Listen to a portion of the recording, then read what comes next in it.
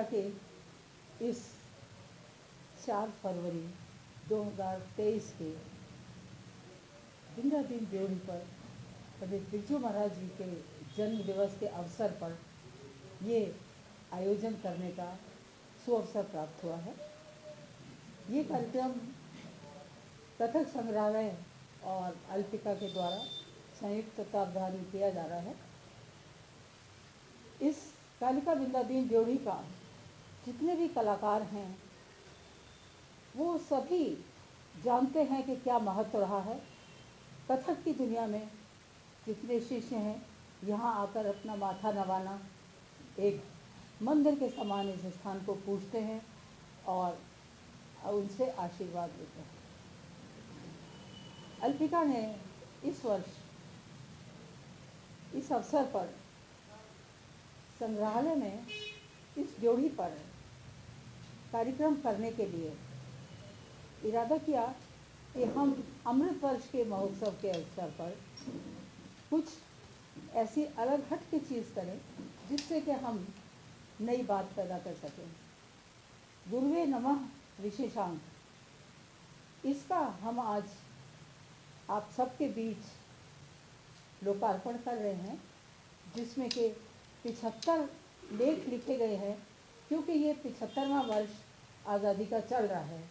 इस ड्योढ़ी से आज़ादी के अमृत वर्ष में हमारा ये प्रयास शायद लोगों को पसंद आए और उन सभी गुरुओं को नमन होगा जिन्होंने अपने अथक प्रयास से कथक को अंतर्राष्ट्रीय स्तर पर आगे बढ़ाया और फैलाया। हमारी संरक्षक विद्या बिंदु जी आज बाहर गई हुई हैं। पूर्व अल्पिका संस्था के 1986 के स्थापना वर्ष से आजीवन पंडित बिरजू महाराज जी संरक्षक रहे और उन्हीं के निर्देशन में उनसे आशीर्वाद लेके हम लोगों ने कई कार्यक्रम किए, स्मरणीय कार्यक्रम हुए और जो भी कुछ कथक के लिए, संगीत के लिए, नाट्य के लिए हम लोग कर सकते थे हमने किया। इस विशेषांक का लोकार्पण करने के लिए मैं बुलाऊंगी डॉक्टर पूर्णिमा पांडे जी को, जो कि कथक की इस ड्योढ़ी की शिष्या हैं और बहुत ऊंचे ऊंचे पदों पर रह चुकी हैं। भातखंडे संगीत महाविद्यालय इसकी पूर्व कुलपति हैं, खैरागढ़ यूनिवर्सिटी की पूर्व कुलपति हैं। आपके कर कमलों से ये विशेषांक आज मैं आपके सम्मुख दे रही हूँ।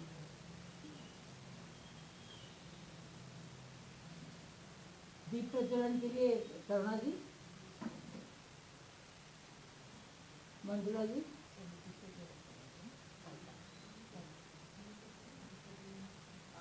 मैं नीरा से अनुरोध करूंगी कि नीरा आप इसके उपरांत सरस्वती वंदना करें, तदुपरांत कार्यक्रम आरंभ होगा। उसके बाद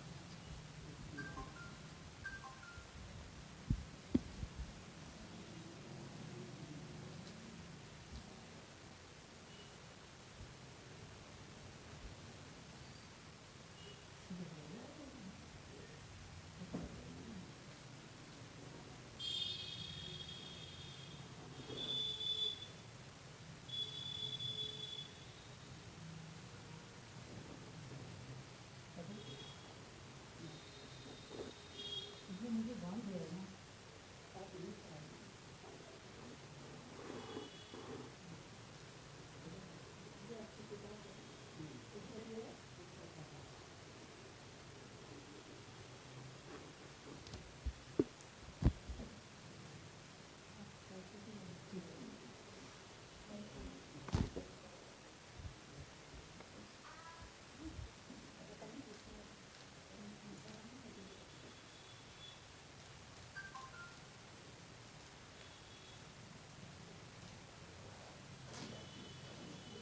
पुष्पांजलि के लिए तो आने राम मोहन आइए।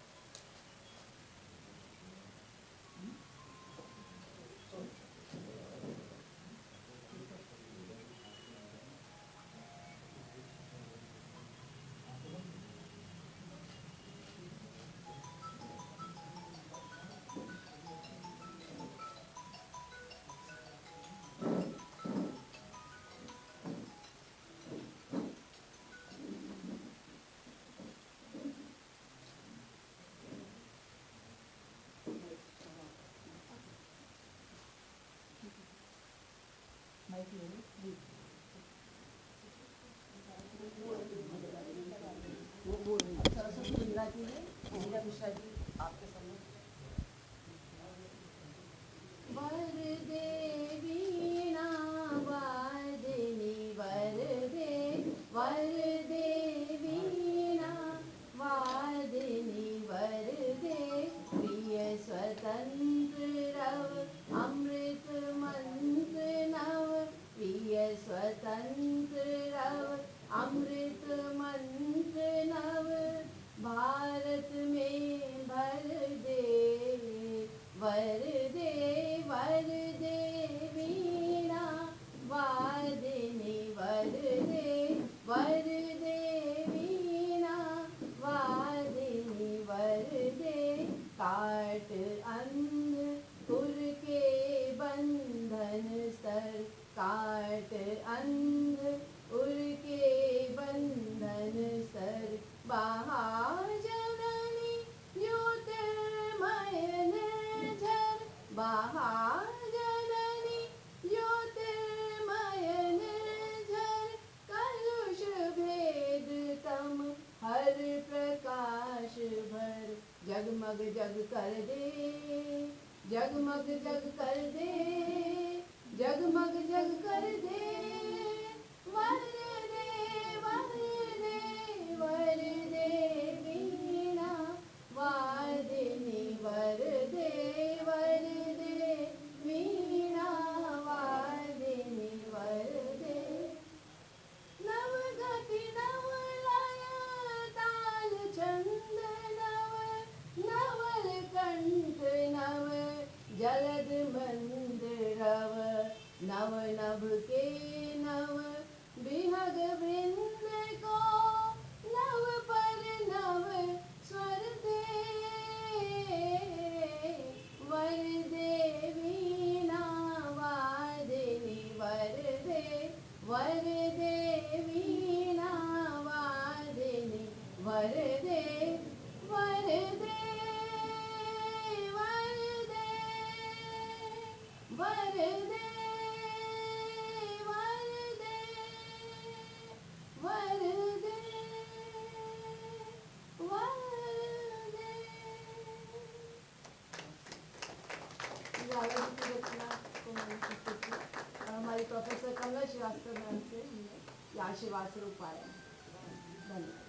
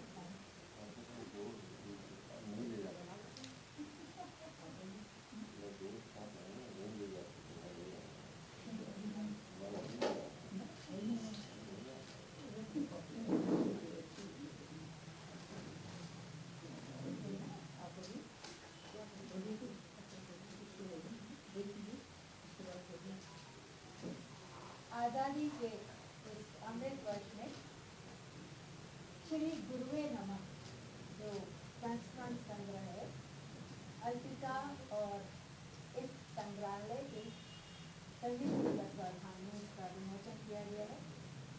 और मैं बहुत ही साधुवाद देती हूँ अल्पिका संस्था को, जिन्होंने 75 आर्टिकल्स लेकर और एक से एक जबरदस्त उपयोगी महत्वपूर्ण आर्टिकल किए हैं, जो पद्म विभूषण बिरजू महाराज जी की जयंती के दिन आज यहाँ पर विमोचन किया गया है।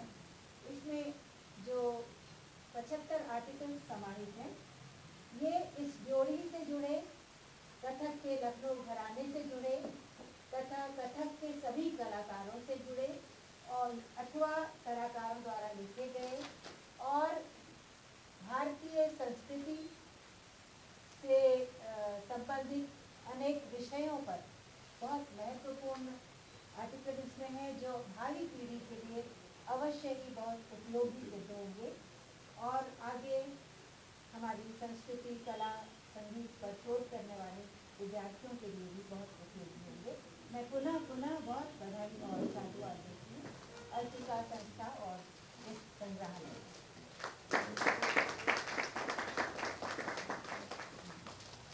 और ये हमारे लिए और भी सौभाग्य की बात है कि इस घराने के महान आचार्य, गुरु और कलाकार अभिनय सम्राट शंभू महाराज जी के सुपुत्र हमारे साथ हैं। इस शुभ अवसर पर श्री राम मोहन जी, उनके कमलों से ये आज काम हो रहा है, उसके लिए भी बहुत बहुत बधाई।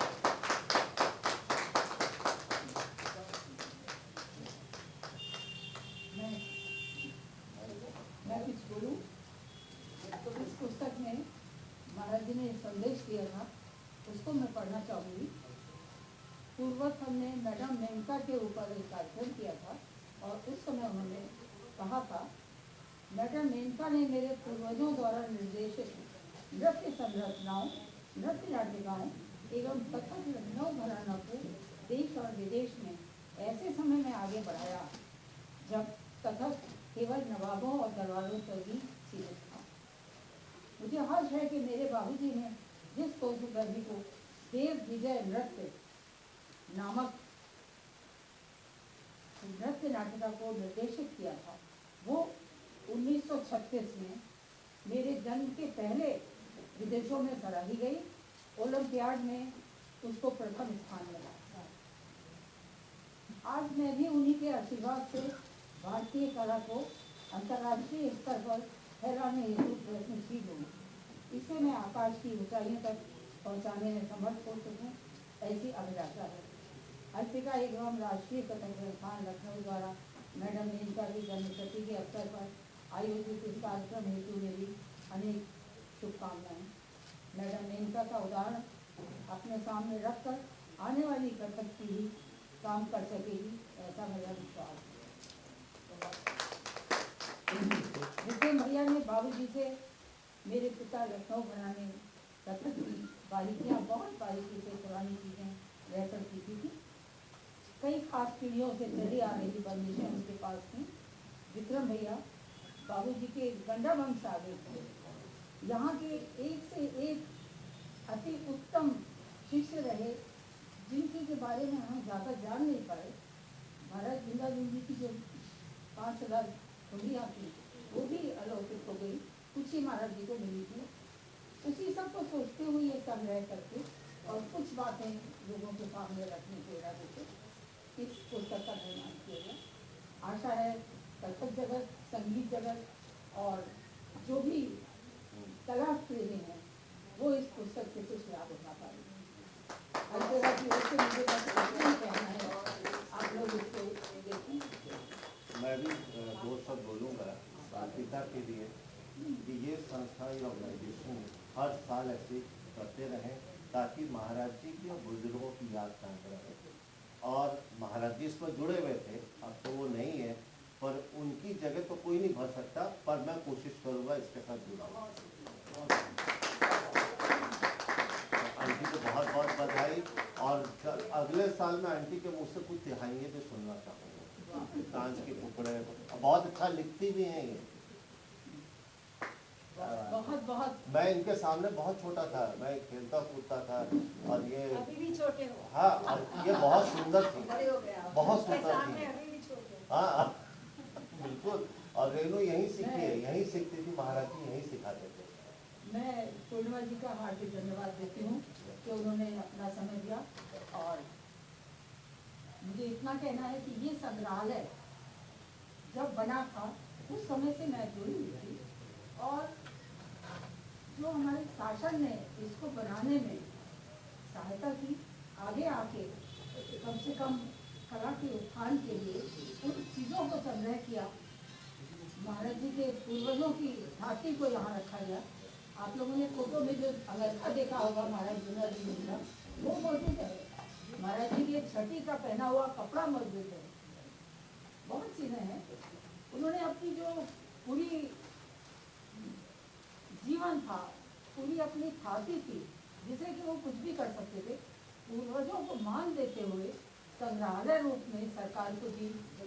इससे हमें ये प्रेरणा मिलनी चाहिए, कम से कम अपने पूर्वजों के लिए कुछ तो करें, कलाकारों के लिए कुछ तो करें। कितना कर पाएंगे मालूम नहीं, बहुत वैसे मैं कोशिश कर रहा हूँ, मैं सरकार से बात करूँगा, मैं योगी जी से भी मिल रहा हूँ, गवर्नर से भी मिल रहा हूँ, ताकि मुझे यहाँ हफ्ते में 3 दिन परमिशन चाहिए, ताकि मैं यहाँ पर क्लासेस ले सकूँ, घुंघरू और तबला यहाँ पर हफ्ते में 3 दिन, इसके लिए मैं पूरी कोशिश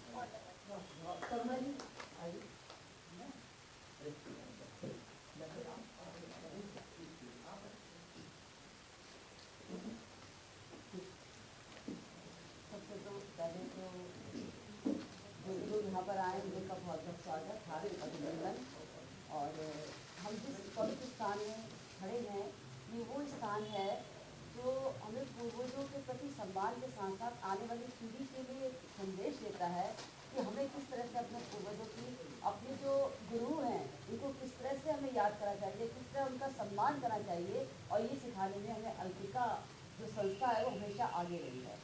मैं जब से यहाँ आई हूँ, मैं संस्था से जुड़ी हूँ और मुझे लगा कि संस्था के जो उमा जी हैं, रेणु जी हैं, उनका मैंने एक बहुत बड़ा मतलब ये चीज़ देखी है कि ये दूसरों को आगे बढ़ाने में बहुत मददगार होते हैं। लोग अपने बारे में सोचते हैं, लेकिन मेंटर की तरह दूसरों के बारे में, दूसरे उसके बारे में करते हैं। और महाराज जी जैसे बहुत अच्छे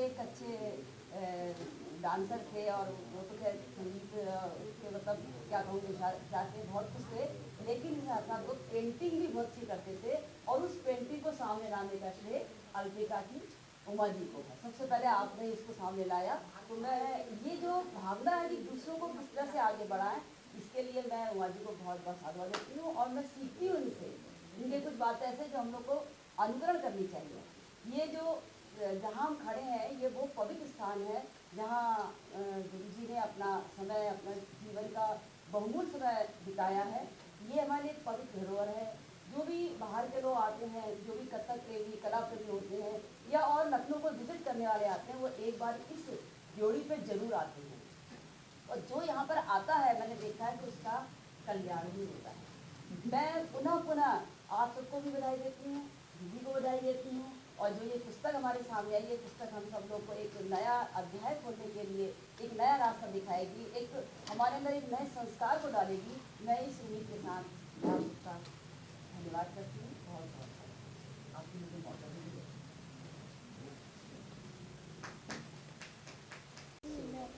तो साथियों, लगातार हमारे इस चैनल मिसाल टुडे के माध्यम से आपने आज दिन भर की, आज सुबह से जो हमने आपको पूरी रिपोर्टिंग दिखाई थी इस ड्योढ़ी की, और ख़ास तौर पे ये हमारे इस चैनल का परम सौभाग्य है कि जिस स्थान पर अब हम खड़े हुए हैं, यहीं पर महाराज जी अपनी कक्षाएं, उनकी क्लासेस इसी स्थान पे चलती थी। हमने आपकी बहुत अभी विशिष्ट बात कराई, कुछ बहुत ही यहाँ के जो मुख्य साथी और कार्य समिति कार्यकारिणी के भी लोग हैं, और इसके साथ साथ इस खास तौर पे यहाँ से बहुत वर्षों से जुड़े हुए हैं। एक वैसे ही बहुत अद्भुत कलाकार हमारे साथ हैं। मैम, अपना परिचय दीजिए, आप थोड़ा अपने बारे में बताइए। मैं नीरा मिश्रा, प्रोफेसर कमला श्रीवास्तव जी की शिष्या हूँ। मुझे उनका ध्वजवाहक सम्मान मिला हुआ है। और वैसे तो मैं साइंस की स्टूडेंट हूँ, एमएससी जूलॉजी में किया मैंने। अच्छा। पर कला में रुचि, और दीदी के साथ में, अल्पिका के साथ में मुझे मिलकर बहुत प्लेटफॉर्म्स मिले और जगह जगह प्रोग्राम करने का सौभाग्य मिला। और मैम से हमने अवधी भाषा सीखी, और उसके बाद यहाँ की अवधी, उसमें गायन में मेरी रुचि है, तो मैं लगातार गायन में अपना प्रस्तुति देती हूँ।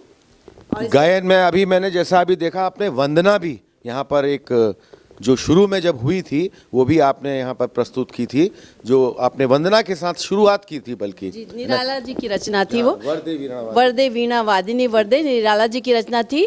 और इसके अलावा मैंने विमल पंत दीदी के साथ भी वर्कशॉप्स किए हैं, जो सब अल्पिका के संरक्षण में हमने किया है। बहुत कुछ सीखा है और आगे आने वाली पीढ़ी को मेरी यही सलाह है कि उम्र सीखने की कोई नहीं होती। हम लोग इतने दिन बाद इतने उम्र पे हम लोग सीख रहे हैं, तो आने वाले बच्चे तो इस भाषा से भी और लोक संगीत से भी अच्छी तरह से सीख सकते हैं, उसको परिचित हो सकते हैं। अब साथियों, हमारे इसी चैनल के माध्यम से मैं बात करना चाहूँगा। मैम आपसे तो बस 1 मिनट बात कर लेता हूँ।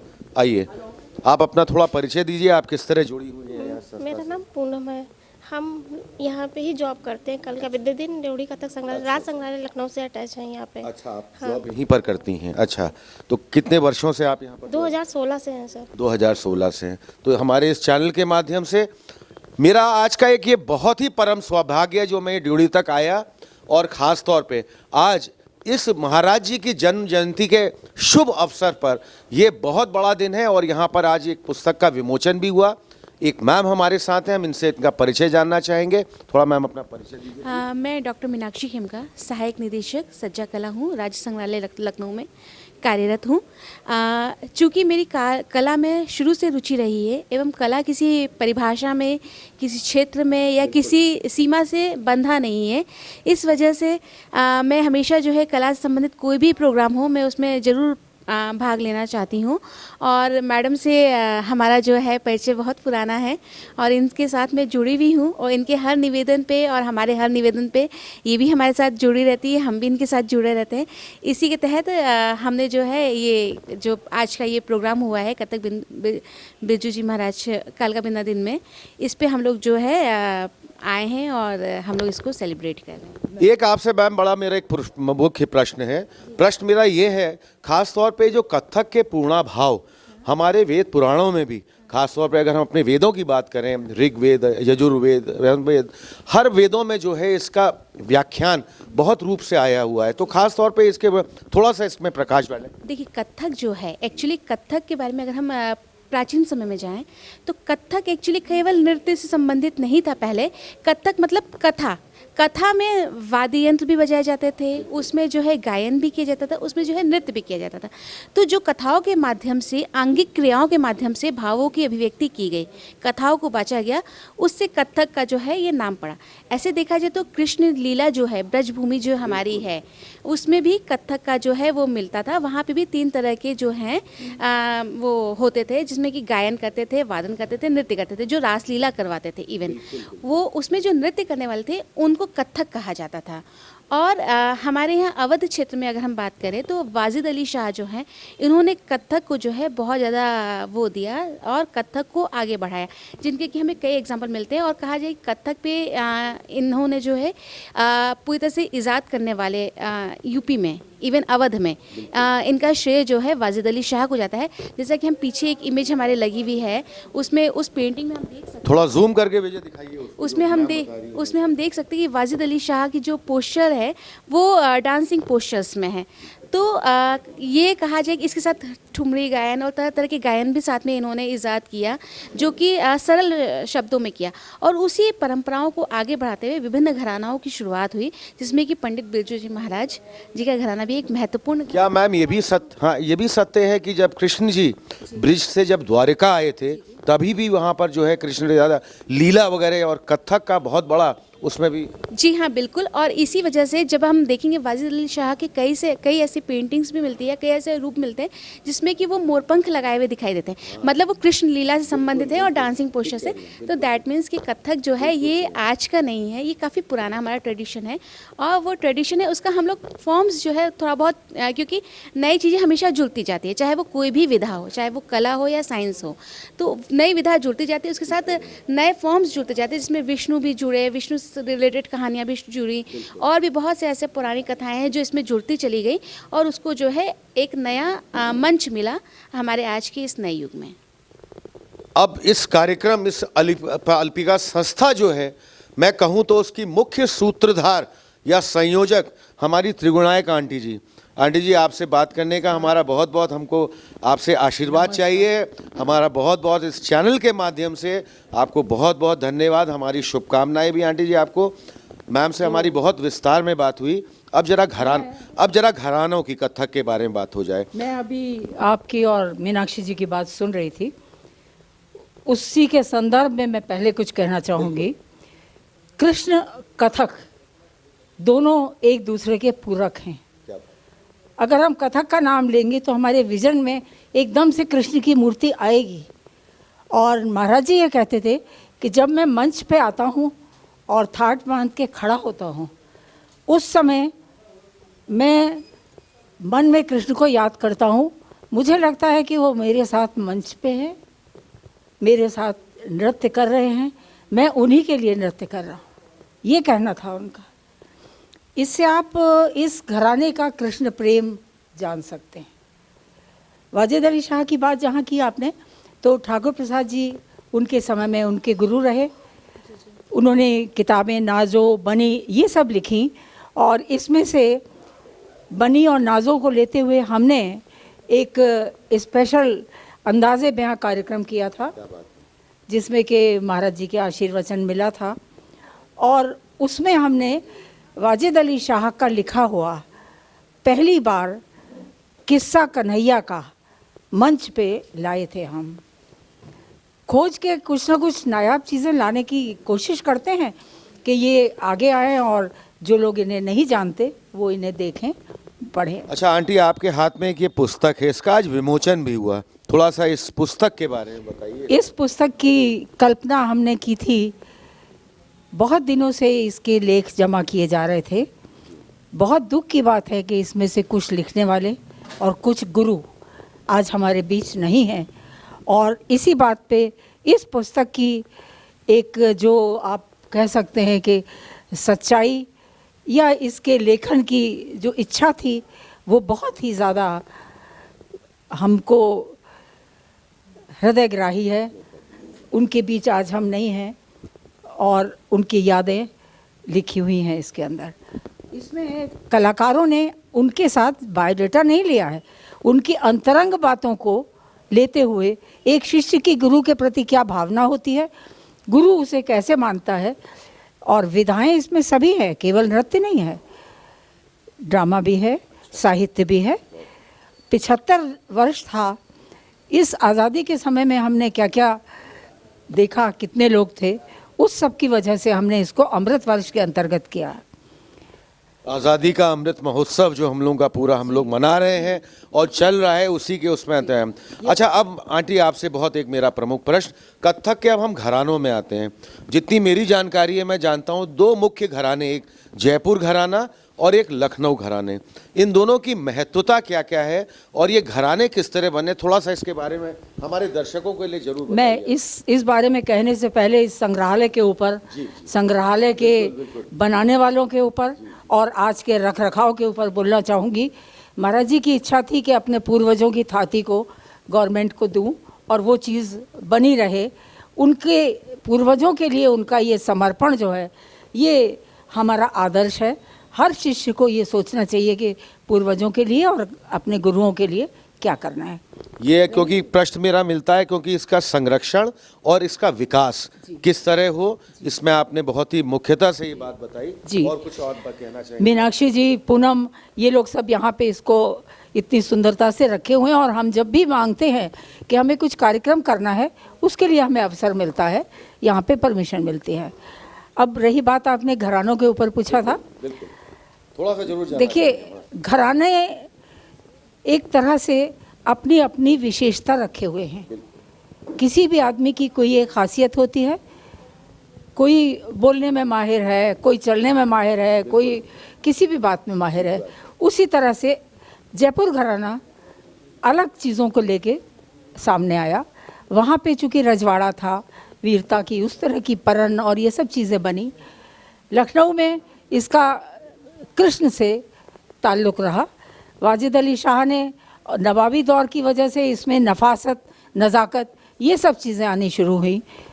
इसकी सॉफ्टनेस जो है वो अगर बरकरार रहे, बस लखनऊ घराने वाले लोगों से तो मेरी इतनी गुजारिश है कि वो कम से कम यहाँ की जो एक विशेषता है, बहुत ही शाइस्तगी से नृत्य पेश करना।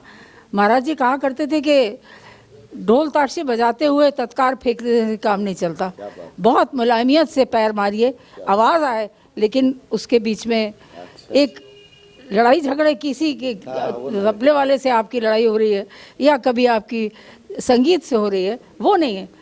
सब मिलके एक काकार होके आगे आए और ऐसा घराना पैदा हो। तो साथियों, जैसा आपने देखा आज लगातार सुबह से हमारी ये पूरी कवरिंग यहाँ महाराज जी की ड्योढ़ी में रही।